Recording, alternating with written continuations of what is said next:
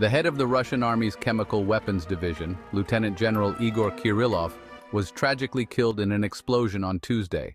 The incident occurred when an explosive device attached to a scooter detonated as Kirillov and his assistant were leaving a residential building in southeastern Moscow. This marks the most senior Russian military official to be killed in such a blast in Moscow since the start of the Kremlin's invasion of Ukraine nearly 3 years ago.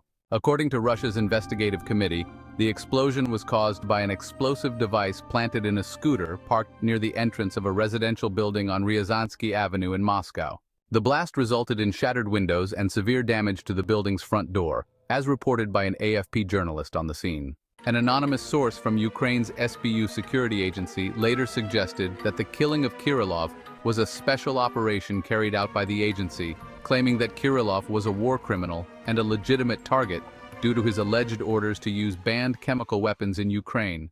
Kirillov, who had been in his position since 2017, oversaw the Russian military's Radiological, Chemical and Biological Defense Unit and was charged in absentia by Ukrainian authorities over alleged war crimes. In the past, both the United Kingdom and the United States have sanctioned Kirillov and his unit over allegations of deploying chemical weapons in Ukraine, despite Moscow's denial of the charges. Accusations have been made against Russia for using the toxic agent chloropicrin against Ukrainian troops, a violation of the Chemical Weapons Convention due to its prohibition by the Organization for the Prohibition of Chemical Weapons.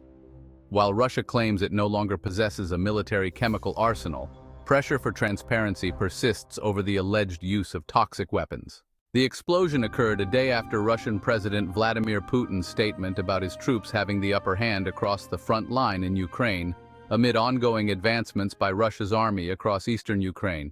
Both Moscow and Kiev are striving to strengthen their positions on the battlefield ahead of the upcoming change in United States leadership, as President-elect Donald Trump expressed his intent to resolve the conflict upon assuming office.